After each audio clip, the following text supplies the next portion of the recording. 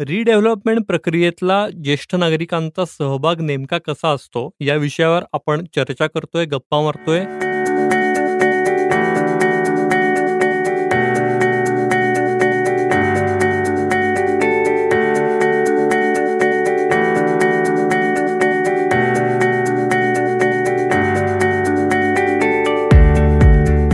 A to Z housing solutions या आमच्या पॉडकास्टमध्ये सगळ्या श्रोत्यांचं मनापासून स्वागत. या पॉडकास्टमध्ये सोसायटी प्लस या संस्थेचे फाउंडर संजय सूर्यवंशी यांच्याशी आपण वेगवेगळ्या हाऊसिंग सोल्युशन्स विषयी अगदी मनमोकळी चर्चा करतोय. नमस्ते संजय सर. संजय सर, माझा पहिला प्रश्न आहे तुम्हाला. कोथरूडचा जर विचार केला किंवा पुण्याचा एकूण विचार केला तर अनेक ज्येष्ठ नागरिकांच्या बाबतीत त्यांची मुलंही परदेशी स्थायिक आहेत. तर त्याच्यामुळे इच्छापत्र किंवा वारसा हक्क, तर यासंबंधी रिडेव्हलपमेंटमध्ये इन्व्हॉल्व्ह होताना ज्येष्ठ नागरिकांनी काय खबरदारी घ्यायला हवी? हो, अत्यंत महत्त्वाचा मुद्दा आहे आणि तो त्यांच्या दृष्टीने पण एक काय म्हणतात ना, कन्सर्न असतो आणि एक मनात हे असतात, की कसं करावं, काय करावं? तर एक मी सांगेन, की या ठिकाणी ज्येष्ठ नागरिकांनी त्यांची जी काही मनातली इच्छा आहे, ती इच्छापत्राद्वारे कायदेशीर त्याचं कागदपत्र वकिलांची मदत घेऊन ते पूर्ण करावं, तयार करावं. ते रजिस्टर्ड करून ठेवावं. म्हणजे त्यांच्यानंतर ती प्रॉपर्टी त्यामध्ये कोण इन्व्हॉल्व असलं पाहिजे, कोणाला ती द्यायची, ह्या सगळ्या गोष्टी त्यांचं जे काय मत असेल, म्हणजे त्यांची प्रॉपर्टी असेल, त्यांचं जे काय असेल, ते इच्छापत्राच्याद्वारे त्यांनी पूर्ण रेडी करून ठेवावं आणि ते नोंदणीकृत करावं, असं मी. दुसरं आहे, म्हणजे इच्छापत्र आणि वारसा हक्क हा त्याचाच कनेक्टेड भाग आहे.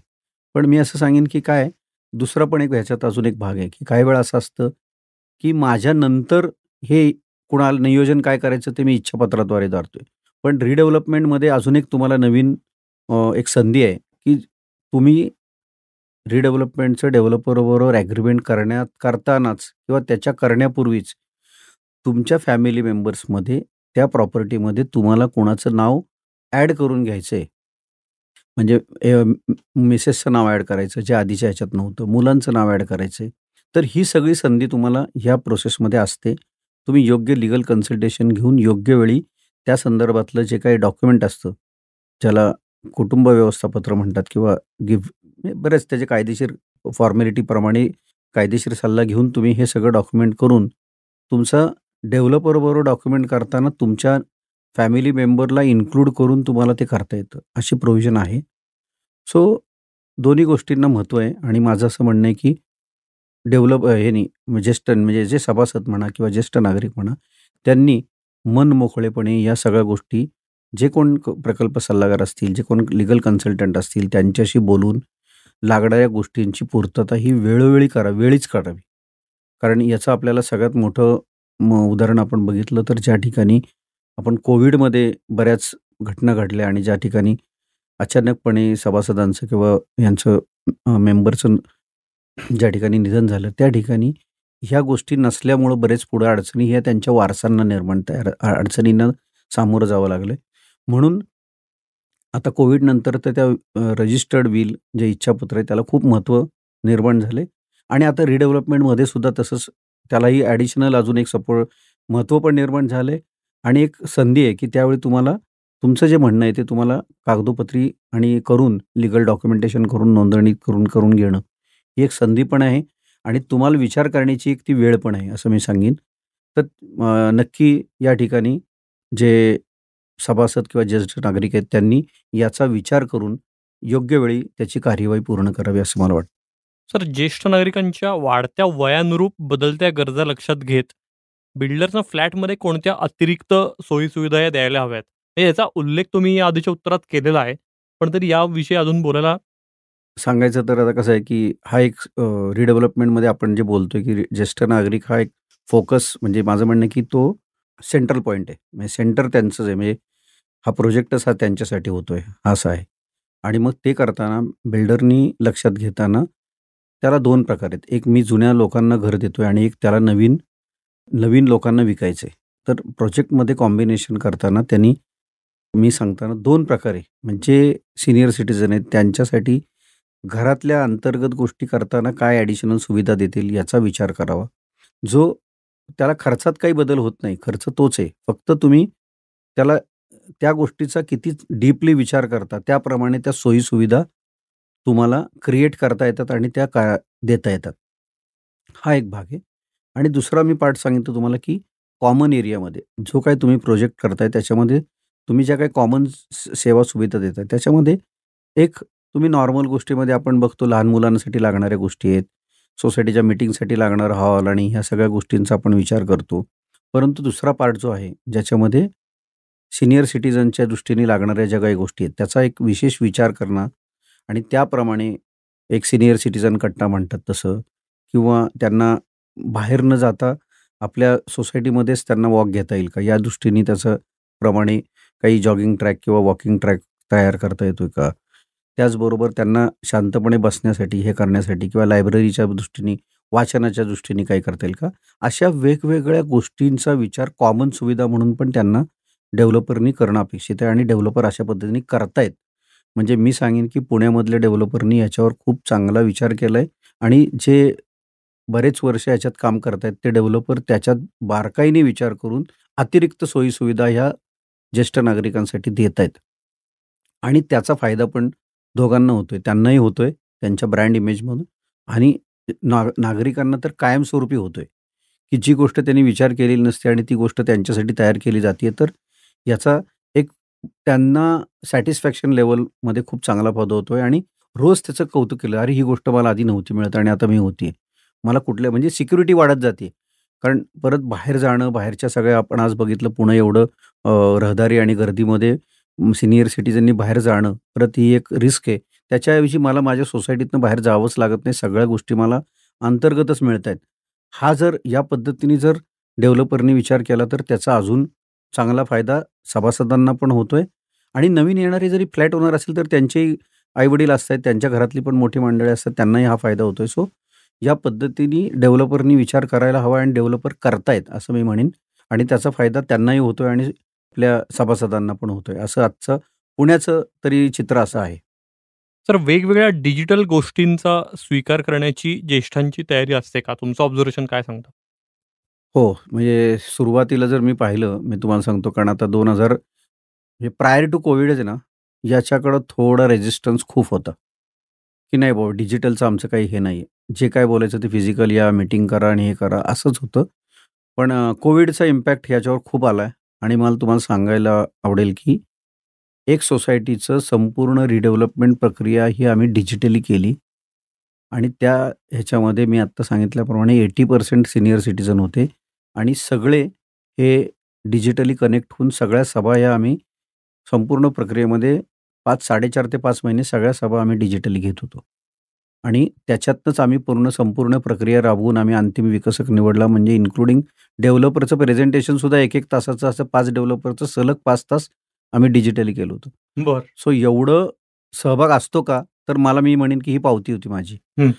तर कोव्हिड नंतर तर ह्याच्यावर खूप चांगला म्हणजे इम्पॅक्ट आलाय किंवा एक चांगली सवय लागली आहे, की आता लोकांच्या मध्ये तो एक जो हर्डल होता किंवा एक तर तो हर्डल गेलाय, की डिजिटल हा विषय आता नाही. म्हणजे डिजिटली मी इक्विप्ड व्हायला पाहिजे हे त्यांना माहिती आहे.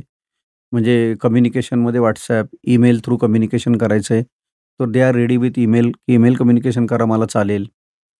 नंतर तुम्ही वेगवेगळ्या प्रकारच्या मीटिंग्ज ज्या घेता तुम्ही डिजिटली मीटिंग घेताय तर व्ही-सीवर तर आम्हाला चालणार आहे. मी कनेक्ट होतो. मला काही अडचण नाही. सो ॲक्सेप्टन्स लेव्हल खूप वाढली आहे आणि they are used to it आणि ते स्वतःहून याच्यामध्ये शिकून घेतायत आणि शिकून घेऊन त्याचा वापर करतायत. तर ही माझं म्हणणं आहे, की पुण्यामध्ये तर 100% याचा फायदा आम्हाला दिसतोय, दिसलाय आणि पुणेकर सगळीकडे पुढं असतो. तसं इथलं आमचे ज्येष्ठ नागरिकसुद्धा या ठिकाणी पुढं आहेत आणि ज्येष्ठ नागरिक हे ह्या सगळ्या गोष्टीशी कनेक्ट होऊन, डिजिटल कनेक्ट होऊन लागणाऱ्या प्रत्येक गोष्टीचा अवलंब करतायत. म्हणजे कुठेही कमी नाही. मी म्हटलं ना, ईमेल कम्युनिकेशन आहे, डिजिटल कम्युनिकेशन करतायत, त्याचबरोबर डिजिटल कनेक्ट करतायत आणि लागणाऱ्या सगळ्या गोष्टींचा अवलंब डिजिटली कनेक्ट करण्यामध्ये त्यांचा रेझिस्टन्स कुठेही नाहीये. उलटं प्रतिसाद दिवसेंदिवस वाढत चाललाय आणि ही एक साईन चांगली आहे. म्हणजे काळानुरूप ते स्वतःला पण अपग्रेड करतायत. काळानुरूप त्या क्षेत्राची गरज आहे. कारण आज आपण बघतो, की तिथं लोक प्रत्येक वेळी प्रत्येक सभासद त्या ठिकाणी फिजिकल मीटला हजर राहीलच असं नाहीये. किंवा आता रिडेव्हलपमेंटची वेबसाईट पण क्रिएट केली जाते. तर वेबसाईटला पण ही लोकं कनेक्ट होऊन सगळे अपडेट घेतायत. कारण मी वेळोवेळी हजर राहू शकत नाही, तर मी वेबसाईट थ्रू सगळे अपडेट घेऊ शकतोय. तर ह्या सगळ्यामध्ये ह्या सगळ्या गोष्टीकडे बघण्याचा त्यांचा जो दृष्टिकोन आहे तो चांगला आहे. त्यांना जाणवतंय की हे सगळं काळानुसार बदल करून मला याच्याशी कनेक्ट व्हायला पाहिजे. हा जो प्रतिसाद हवा आहे तो पण सकारात्मक आहे आणि त्याची संख्या पण चांगली आहे. वाह! म्हणजे या बाबतीतही ज्येष्ठ नागरिक हे स्मार्ट होतायत किंवा आहेच आहेत ते आणि ते या सगळ्या डिजिटल गोष्टींचा अवलंब करतायत. सर, कोणत्याही सोसायटीच्या रिडेव्हलपमेंटच्या प्रक्रियेदरम्यान बिल्डरची ज्येष्ठांसोबतची वागणूक नेमकी कशी असते? त्या संदर्भातलं तुमचं निरीक्षण काय सांगतं? हां, म्हणजे खरं सांगायचं तर 2 प्रकार आहेत सर. मी याच्यात पण थोडंसं कमेंट करीन, की जो स्पेसिफिक रिडेव्हलपमेंट एरियामध्येच काम करणारा डेव्हलपर आहे ना, तो डेव्हलपर मात्र या कडं अत्यंत सकारात्मक पद्धतीने बघतोय आणि त्याला कळतंय, की माझा फोकस पॉइंट जर ज्येष्ठ नागरिक असतील, तर मला माझं सक्सेस 100% आहे. आणि ज्यांनी या पद्धतीने नियोजन केलं आणि ज्यांनी या पद्धतीने फोकस करून केलंय, त्यांची आज नावं म्हणजे सांगितलं, की ती नावं ब्रँड झाली आहेत आज. रिडेव्हलपमेंटमधला ब्रँड म्हणून झालेत. आणि जो नॉर्मल बिल्डर आहे आणि जो बिल्डर आहे, पण आता तो रिडेव्हलपमेंटमध्ये वळतोय. त्या ठिकाणी त्यांनी या गोष्टीची काळजी जर घेतली, तर तो जो सक्सेस होतोय आणि या गोष्टीची काळजी घेतली नाही, तर त्याला अडचणी ला सामोरं जावं लागतंय.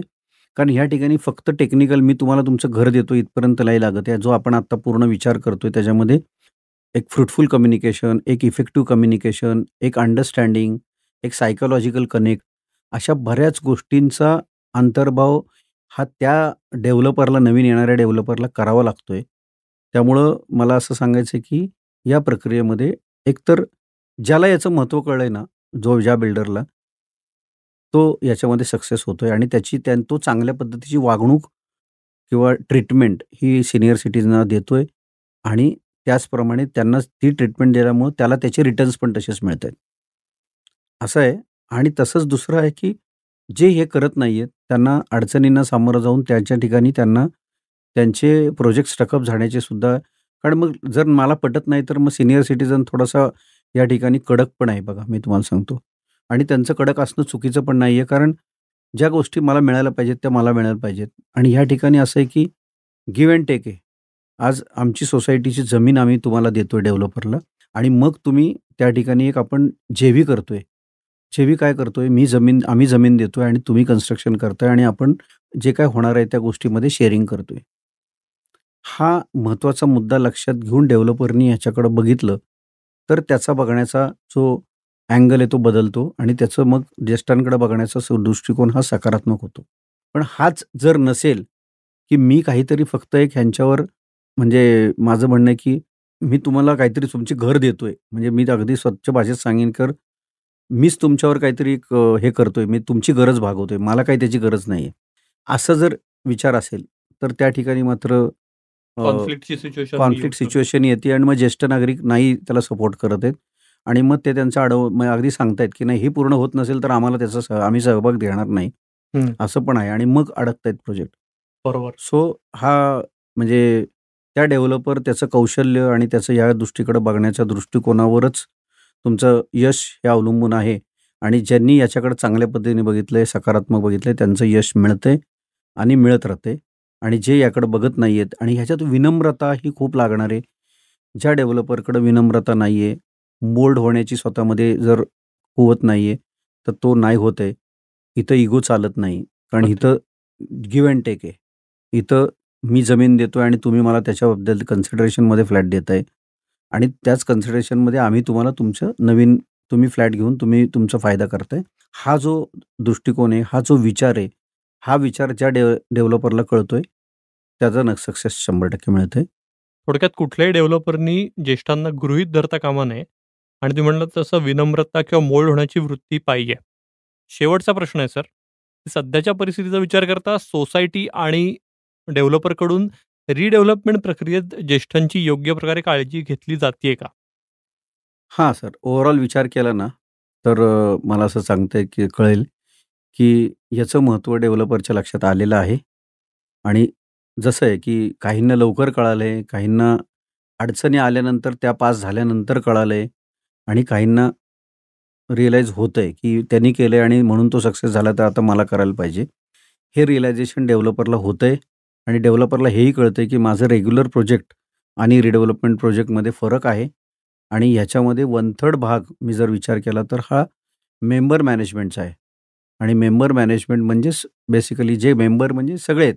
त्यात सीनियर सिटिझन पण आहेत, रेग्युलर मेंबर आहेत. ते सोसायटी हा एक महत्त्वाचा भाग आहे आणि तो मला या प्रोसेसमध्ये कुठेही दुर्लक्षित करता येत नाही. करावं करता कामा नये हे त्यांना कळतंय आणि म्हणून या ठिकाणी सभासदांची आणि अगदी त्याच्याप्रमाणे ज्येष्ठांची काळजी घेतली जातीये आणि याचं महत्त्व हे दिवसेंदिवस वाढत चाललंय, कळायला लागलंय.